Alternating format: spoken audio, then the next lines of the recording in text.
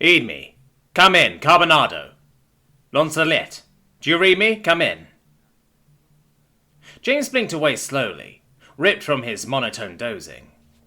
Usually he would have shot up from the sound of the voice, but after way more than a day, or maybe 2 of lying in a muddy pit without water, food, or proper sleep, his energy was lacking somewhat. Still, his full senses began to return to him now that the familiar call was projected right into his ear. They were back online. "This is Carbonado. Signal's pretty bad, but I read you, Diamond," he replied, as eager as his tattered state would allow him to, while he tried to tap Athena awake with his right hand against her leg. "Man, it's good to hear your voice." "Right back at you, Carbonado," Andres replied over the line, and his relief was palpable. "Was starting to think you were a goner. What about Loncelet? What is your status over there?" Athena was still only slowly waking up, but seemed to perk up noticeably as she heard her call sign. Her movements becoming a bit more erratic as she tried to sit herself up a bit in the jumble of roots they were still more or less entangled in. "We're both fine," James replied while she got her bearings. "But I don't know how much longer that'll be the case. We're pinned here. Damn psychopoms keep circling us. Have been for the last 40 hours. Managed to hunker down. Good thing it's been so ungodly warm these last days, otherwise Thurbo might have spotted us." There was a moment of pause. Rationally, it was most likely due to Andres noting down what he told him.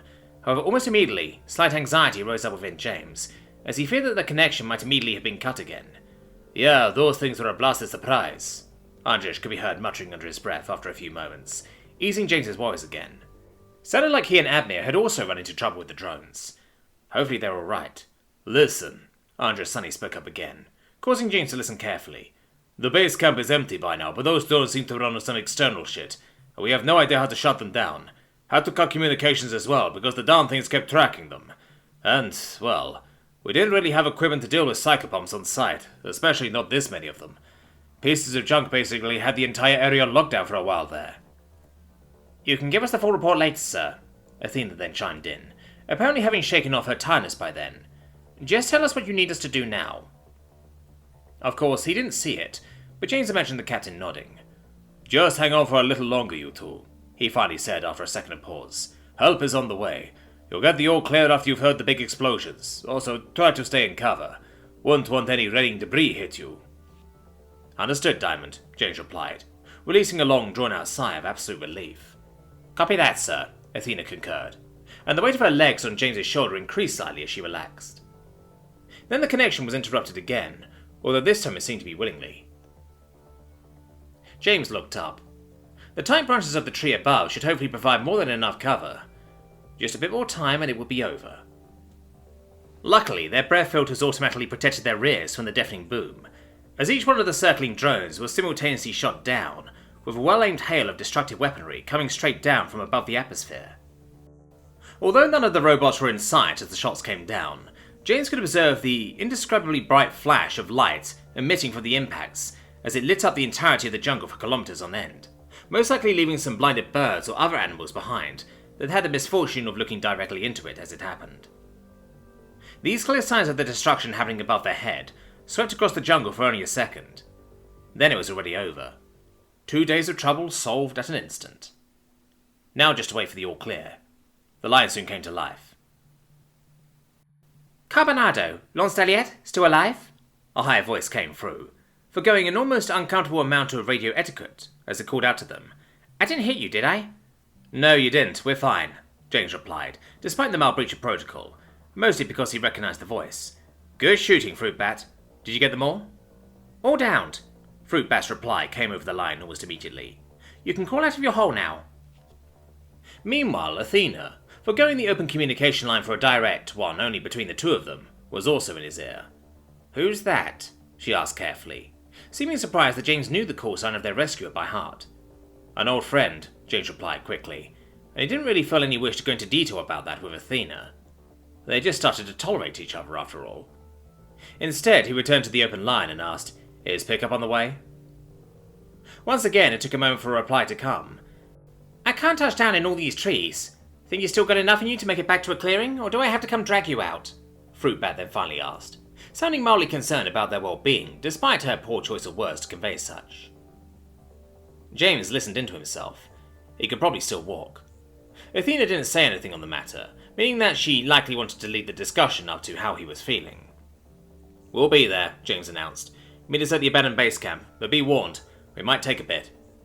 "Roger, roger," Fruitbat replied quickly. "I'll be waiting, ready to kiss your boo-boos. Fruitbat out." And like that, the connection cut. "Well, that was something," Athena mumbled through their direct communication, while she twisted Slate to lift her legs off of him, so he could try to finally crawl out of all this mess. She sounded less than enthused about the interaction. "Yeah," James agreed, knowing exactly how Athena had to feel about the bubbly woman who had just saved their asses. You wouldn't guess from that upbeat babbling that she has way more than double our combined kill count. Slowly, James shooed himself forwards, pushing his body across the muddy ground with just his shoulders at first, until he could lean back and onto the roots fully, from which point on he could pull himself out with his heels as well. It took a bit of trial and persistence, but ultimately he managed to untangle himself from the tree that had served as their shelter for the last 2 days. He immediately rolled to the side to make room for Athena to also crawl out. As she did so, he very slowly tried to stand. His arms and legs ached after the improper use and positioning they had to endure in the past hours upon hours. However, they did not fail him entirely. Neither did his sense of balance. And finally he stood. A bit shaky and awkward, and in no condition to remain that way for very long, but he stood. Quickly, he hurried over to help Athena to her feet as well. Even beat up as he was, he pulled the much lighter woman up with relative ease. For a moment, they half-heartedly tried to remove the worst of the mud that was still sticking to their entire body from their clothes, but they quickly abandoned their efforts, too tired to care about the layer of dirt encrusting them all over. Then Athena quickly hurried off into the brush. James looked after her confusedly. "That's the wrong direction," he noted, while pointing in the direct opposite way, indicating where they would have to go from here. "Carbonado, I didn't piss on your head for the past 2 days, Athena replied firmly and strictly, as she kept walking off. "Give me 2 minutes. James blinked twice as he stood, processing what she had just said. "Understood," he said, once his rationale caught up to him. "Take your time." The call of nature would likely come to him as well soon enough. Although right now, he mostly felt the pain in his limbs, which overwrote most other bodily signals in his awareness. Finding no other use for his time, he began to inspect his weapons. Both rifles that he carried with him were dirty. Really dirty. But they didn't appear to be in any state of disrepair. Cleaning them wouldn't be any fun though. Removing dust was bad enough, but layers of mud? Ugh. Suddenly a sound ripped him out of his thoughts. "Carbo, we got moving." "Fuck!" Athena started and stopped to call, and James immediately shot around and dropped underneath the brush surrounding him. His arms and legs protested against the crouched position, but he couldn't care about that now, because more noise joined the interrupted communication. There was rustling and crackling, like the sound of someone pushing themselves through the brush. Seriously? The base had been clear for 2 days. Where the hell would anyone come crawling out of now? That question would have to wait, because the sounds of people trampling the native plant life were soon overpowered by something new. Voices, and not friendly ones. "I saw you, space bitch," a dark voice yelled out with agitated amusement. "Get your hands up and come out of there." Judging by the noise and the footsteps, whoever was yelling there wasn't alone, meaning Athena was outnumbered. James's head raced with possible scenarios as he opened the open comm line again. "We have contact, Fruitbat," he informed quickly, while he already pushed forwards through the thicket. "What?" The surprised voice of their rescuer/future transport came back to him, but he had little attention left over for it. Although he wasn't feeling the hunger or the thirst from the past days, they had still left their traces on him. His vision was tunneling and slightly blurred as he pushed forwards, seeming to flash right or lag behind every now and then, as adrenaline flooded his brain. His hearing blocked most things around him out, zeroing in almost entirely on the yells he could still hear in front of him. "I said come out!"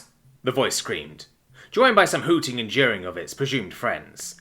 "I'll count to 3. Despite his slightly punch-drunken state, James still managed to move through the brush a lot quieter than the people he was trying to sneak up on. Sneaking. It was one of the 2 things in this Forsaken line of work that he was actually good at. Finally, he managed to reach a point where he could see them. From his position, Athena was crouched behind the lacking cover of a thick tree trunk. Although it visually obscured her wall, the wood wouldn't be able to stop bullets coming her way should it come down to it. and she had already been spotted. A group of 5, all tall men of varying ethnicity, none of them prepared for the jungle. The fairer their skin was, the redder it was with burns from the sun, and bites from the insects populating this part of the world. That did not stop them, however, from carrying around high-caliber rifles that were quite frankly overkill for this environment. All high supersonic capable, they would cut through the trees like a knife through butter, and at least 3 of them were directly aimed where Athena was crouching. It all registered only slowly to James, as he began to lift his dirt-covered weapon. "One!" the ringleader of the group yelled out, and seemingly took aim. His buddies followed his lead and lifted their guns further. James did the same, his eyes becoming irremovably attached to the man's reddened face as his sights began to align with his temple. "Two!" the yell came again, and some of the men started to laugh in anticipation. James's finger found the trigger, his vision flashing as his awareness was contested more and more by endorphins flooding his brain. 3. He didn't quite know what happened. When he came to again, he stood crouched over a dead man who was missing more than half his head, that had been distributed over the trees and leaves behind him in an uneven red splatter. James's head sank down to the man's chest, where it tightly clutched a metal object that lay motionlessly on there, attached to his neck with a leather band. With a single hard yank, he tore the pendant loose, causing the eviscerated head to jump up for a moment before it fell back to the floor with a wet thump, spilling even more of its insides across the muddy ground. He inspected the item in his hand, a cross, framed by an upside-down 5-pronged star. "Failed savior," he mumbled, as steps encroached on him from behind. He snapped around, his rifle raised, but it immediately sank again as he recognized Athena. She looked at him, her gaze going from his hand to the corpses he was surrounded by. "Baz?" she asked hesitantly, surprising him by forgoing his call sign in favor of the nickname she tended to use for him. "Are you alright?" he merely asked her, looking her up and down. Didn't seem like she had been hit during the fire. She seemed to breathe a bit more lightly as she heard his voice. "I'm fine," she replied quickly, and it seemed like she was relieved about something, although we couldn't quite tell what or why. However, then her demeanor changed to worry as she stepped closer to him with carefully extended arms, as if she was getting ready to catch him. "But your shoulder?" Confused, James looked down, and his eyes widened as he saw what she was talking about. The sleeve of his brand new uniform was torn open just above his left triceps, and underneath it, the tear revealed a large, gashing chasm of flesh, right where most of his muscle used to be. With an unnatural calm, James watched as blood came gushing out of the wound in big red cascades with each heavy beat of his heart, collecting on the already muddy ground in a dark red stain. The pain only caught up to him later. James groaned as he rubbed his left shoulder with his mechanical arm. That morning he had already thrown in 2 pills for pain relief, but he was still thinking about using a 3rd one. It seemed that he had somehow applied his weights improperly the previous day, or maybe even days. It was hard to tell on a spaceship, and now he was earning his reward of very sore muscles. While the mechanical marvel he was carrying around as his right manipulator these days was certainly quite handy in many situations, it didn't come entirely without disadvantages. And constantly having to counterbalance it so it wouldn't fuck up his back in the long run certainly was one of them. His fingertips bumped across all kinds of scars and dents in his skin as they glided along it. All signs of his past in one way or another. Although a single patch of skin just above his triceps was smooth and at least felt remarkably untouched when compared to most of the rest of his scar-ridden exterior. "You okay?" Shida asked, most likely noticing his discomfort, as she pushed herself up against him from the side, her ears wiggling attentively. "I'll live," James replied, with a slightly hoarse laugh. It seemed he had messed his voice up good when they had all celebrated their arrival in the human territories yesterday. "Just take it easy on me for a while, okay?"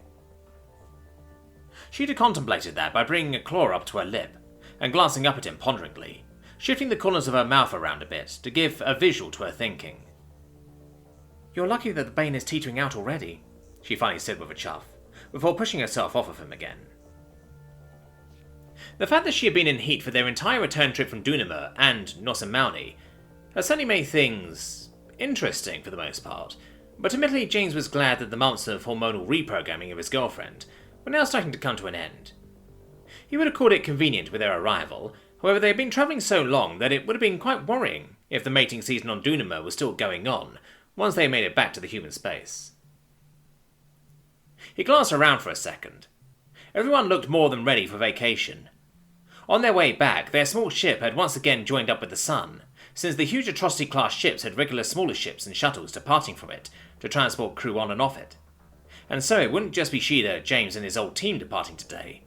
Instead, they had been told that they would share their shuttle with another group, who was also taking leave from their duties on the ship for a while. Although said group hadn't arrived yet, and so they had to wait a bit until they could finally start their approach to Mars, and then subsequently, Earth. Andrich and Admir were once again engrossed in that strange card game they played on their phone. Peeled out of their uniforms that had been nearly all he had seen them wear for a while, they looked almost uncanny. Admir wore his famous black and yellow jacket, one that he had owned even back when James was still part of the team, along with black pants. You could barely tell the jacket's age, admittedly. It was very well taken care of. Andrich, on the other hand, adopted for jeans, shirt, and a long brownish-greyish coat. Athena, as leisurely as one would ever see her, wore a teal tracksuit with white accents, and was slowly sipping something out of a similarly coloured thermos. James didn't know what was in there, and at this point he was too afraid to ask, given the face she made whenever she took a sip. He remembered her screaming about as much as he did yesterday evening, so it was probably something soothing. Finally, there was Tuya. She sat cross-legged about 2 paces away from where James was leaning against the wall, and leaned heavily over her phone, fully concentrated on whatever long-distance conversation she was having there. Judging by her expression and the twinkle in her eyes, it seemed to be a good one. She was wrapped in torn jeans, a white t-shirt, and a red fake leather jacket. The scars on her face had healed pretty well over time, and were only visible as some red streaks across her chin and neck, although she had hinted at maybe getting them removed anyway, depending on what people thought about them back home. Shida's scars had also healed quite well, although their placement right across her cheek was a bit more eye-catching than Tuya's. Obviously, she would not go through the process of cosmetically removing them by either surgery or genetic healing amplification, and so they would serve as a permanent reminder of their journey. Not that James minded. Scars didn't bother him, and looked even more beautiful than the day they met. It had taken some convincing, but after a long discussion, the humans had managed to get Shida to try and do as the Romans do, meaning they had gotten her to try and walk around in human clothing for some time. Well, human passing clothing. After all, they had no pants with the right accommodations for her tail that they could borrow her. So basically, she was mostly wearing a grey shirt that Tuya hand lent her. But at least she was rocking it, even though she still complained that it felt like she was still going to work if she wore this. Despite that, everyone was feeling it. The feeling of departure, even if they didn't exactly let on that much. "So, should I be nervous about this?" Shida asked him from the side, her hands folded behind her back, while her tail swayed evenly through the air. "What do you think I'll think of Earth?" James chuckled. "Well, we'll go to Mars first, so we'll have to wait to find out," he replied, before thoughtfully scratching his temple. "Although while we're there, we should probably get you a jacket or two, because the thing I know is that it'll be too cold for you." Shida furrowed her brow. "How cold?" she asked seriously. James rolled his eyes. "The fridge itself is mild in comparison," James replied, thinking back to the quite comfortable temperatures of that oh-so-barren wasteland of cold that had felt like spring weather to him. He remembered checking what time of the year it would be back home as they were on their way back. "Oh man, we missed Christmas," he remembered thinking, seeing the date of their arrival. Nobody had remembered, not even Athena, and then it was already January. At least they had held a little get-together on New Year's, although there hadn't been anything special either. Hopefully there was snow. "Guess I'll stay inside," Shida mumbled under her breath, to which James nudged her shoulder with the back of his hand. "Hey, if the Texan June cats can stay outside, so can you," he mocked her with a grin on his face. Now Shida rolled her eyes. "I don't know what those are," she reminded him uselessly. "You will," James retorted, and leaned over to give her a kiss on the temple, which she endured without much complaining. "You'll be fine, treasure, it's just a little cold. I'll show you how to bundle up." Shida snorted. "You better," she gave back. "Hands on." They both laughed for a moment. Then they could hear the door to the dock area open, and they turned their heads to look at the approaching steps. Shida's face lit up in surprised excitement. She burst forwards, nearly running towards the arriving people and leaving James to confusedly blink after her for a second, before quickly following and trying to catch up to her. "Commander Kion!" He could hear her shout from the distance, as she approached a large and, more importantly, wide man with a dark face and long black hair. He was a bit shorter than James, but almost twice as wide, with arms thicker than James's legs. The man was wearing a, after hearing his name apparently appropriately stereotypical, Hawaiian shirt together with grey pants, and his soft and friendly face lit up as he saw the feline approaching. That name did sound familiar, though. "My, look who we have here!" the Mountain of Muscles announced, and extended his arms wide to greet Shida. Although the hug he had seemingly been expecting didn't come to pass, as she stopped an arm's length away from him while excitedly waving her tail in a wave-like motion. Somebody didn't quite know how Mia had rolled, it seemed. He let his arms sink down again before he continued. "The little runaway. After you left my ship, I've been following your progress whenever I could.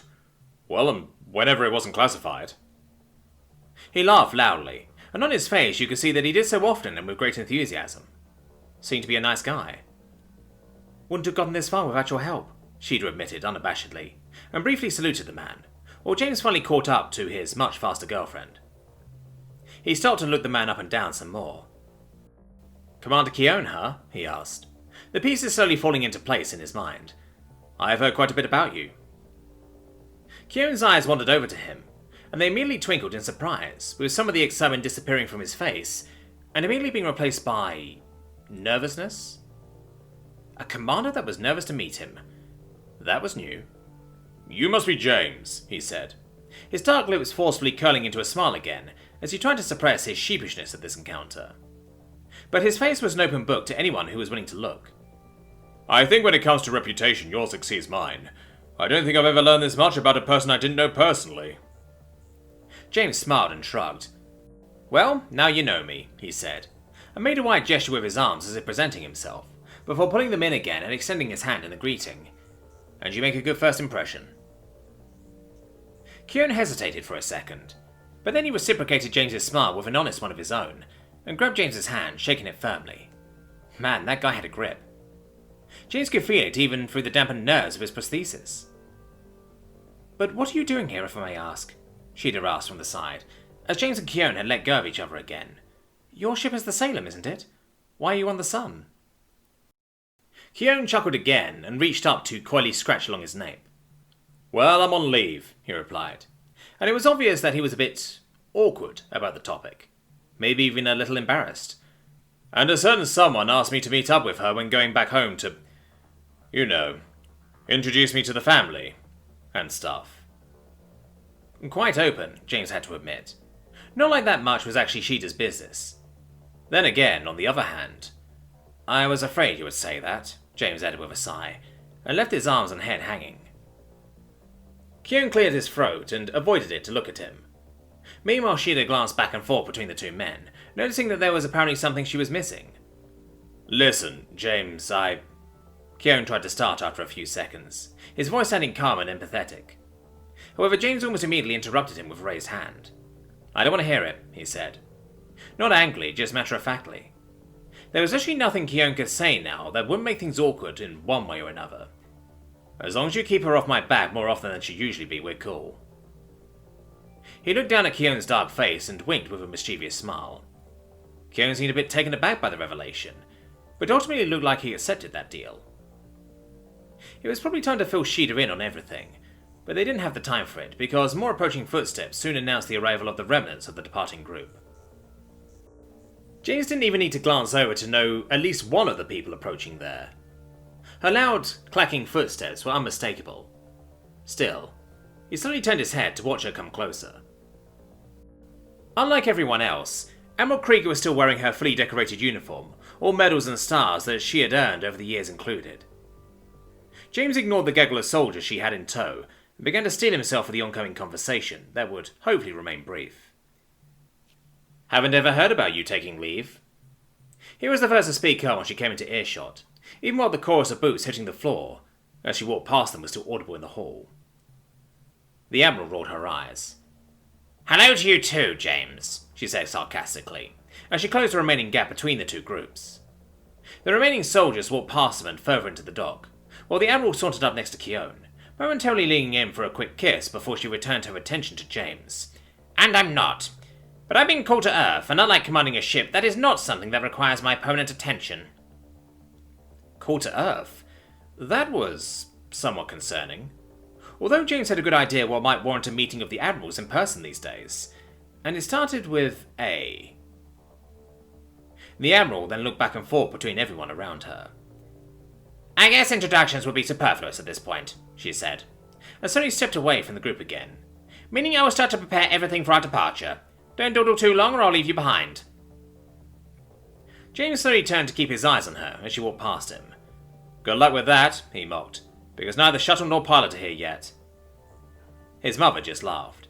"James, I'm an Admiral of an Atrocity-class ship and began my career as a Void Witch," she explained confidently, and rummaged through her breast pocket for a second, before pulling out the most cliched reflective pilot shades James had ever seen, and dropping them onto her nose. "Do you really think I need a pilot?" With that, she sauntered off, right towards an Unkindness-class ship that seemed to be already waiting for her. Great. This was shaping up to be one hell of a ride, James thought, only for his brooding to be interrupted by the quite unexpected feeling of someone approaching him from behind and quite literally grabbing his ass. Hard. "Guess who, Jamie?" an excited female voice asked him, as he spun on the spot to deflect the attack on his privacy. His arm quickly found the shoulder of his attacker, and pushed her away from him while he turned to face her. Although, admittedly, there was a slight twinkle in his eyes as he saw her face.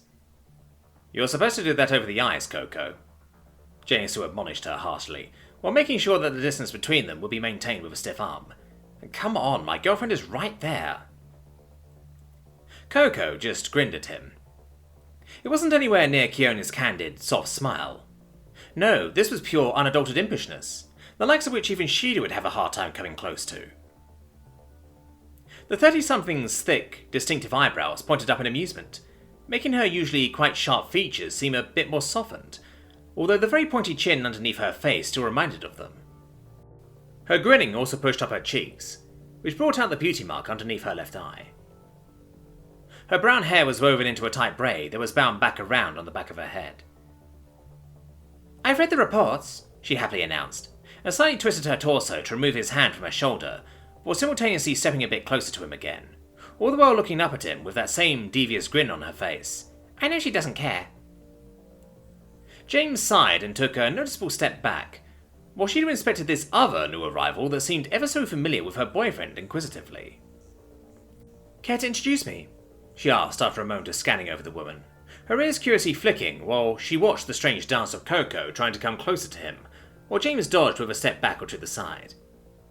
The fact that he wasn't actually trying to avoid her all that much must have been visible on his face, because he knew that if Shida felt like he was even remotely feeling harassed in any way, she would step in. It seemed the two of them simply radiated familiarity, or maybe the dumb grin forming on his face wasn't quite as well concealed as he would have liked. However, at the request, Coco spun on the spot, clacked her heels together and reached out a hand. "Commander Karina Koenig, Coco for short. Pleasure to make your acquaintance, Shida. Quite the pleasure," she announced happily, and didn't wait for Shida to entirely grab her hand before she took hers tightly and shook it. "I've known Jamie since, well, basically forever, but don't get that wrong. We only started really getting closer once life had chewed him up and spit him out again. Not that you start to think I'm some sort of creep." Shida seemed to process that torrent of information for a second, dots slowly connecting in her mind as the gears behind her forehead turned. Then the light of understanding suddenly came across her face, and her eyes suddenly glanced over at James with big, mockingly twinkling eyes. "She's not the boring one, is she?" she asked almost instantly, and James was so unprepared for the question that he couldn't help but sputter in surprise. He was barely avoiding a full-on spit take, even though he wasn't even drinking. Also, Jamie. Coco now also turned to him, her sharp eyebrows raised highly, as her gaze turned amusedly challenging. "What? You talking shit, Jamie?" she asked with a giggle, clearly latching on to Shida's question, while James still needed to recuperate from his laughing fit. "I'm not... She's not... Jeez," he said, fighting down his spasmic breathing with serious effort, and taking deep breaths to regain control. Finally, with one last slow exhale of nearly his entire lung capacity, he had done it. Taking in a normal breath again, he started again. "No to both. She's not the boring one, and I've not been talking shit about you. We weren't even together like that." Then he turned fully to Shida, adding, "And yes, despite my best efforts, Coco refuses to call me anything but Jamie."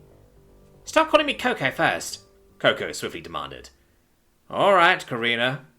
James instantly gave back with a shrug, and looked at her impassively.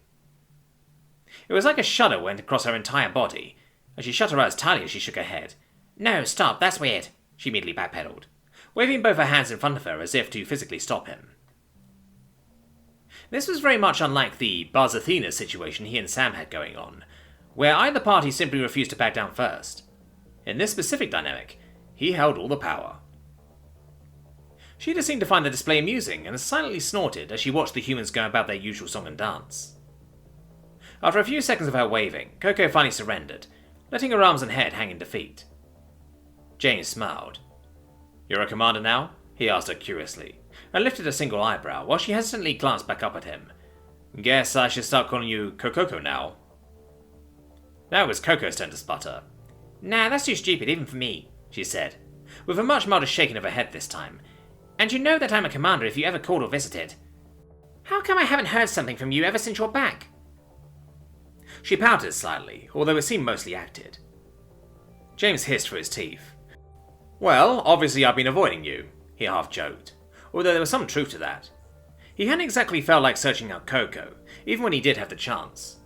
Not because he really didn't want to see her, but for other reasons. One of them being that she was almost permanently attached to the Admiral.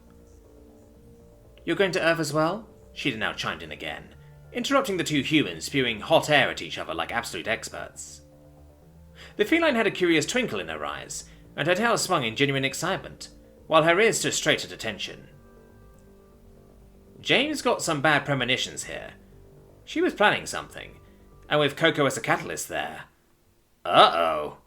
"Yep," Coco replied, entirely unburdened by the very obvious interest Shida was taking here. In fact, she seemed to revel in it. "We'll probably see a bit more of each other there. Well, unless James immediately takes you on a world tour so he doesn't have to deal with me." James took a deep breath. "Coco lives just down the street," he explained, and Shida seemed slightly confused about that statement. After all, Earth was big. "She used to volunteer at my uncle's place when she was younger. That's how we met." "Oh, did you work with the animals too?" Shida inquired, linking back to what James told her about his own childhood at his uncle's place. "Just indirectly," Coco replied, and awkwardly rubbed the back of her head. "Never quite got to the point where I could be trusted in the cages before." She stopped and sheepishly glanced at James. "Before my mother snatched you away?" He jokingly completed the sentence for her, before turning more to Shida to explain a bit more seriously. "It was the Admiral who got it into Coco's head that she should join the military.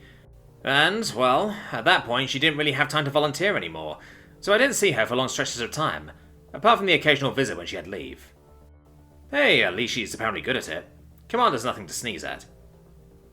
Coco's smile grew wider, with all the previous mischievousness returning to expression as she made another step forward, turning in the movement so the back of her shoulder would press against James's chest while she gazed up at him.